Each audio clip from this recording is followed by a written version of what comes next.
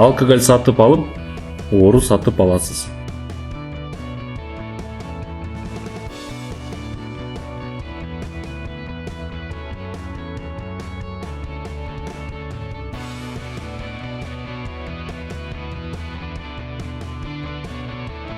Ичкилик албай, үй бүлөңүзгө керектүү нерсени алсаңыз болот.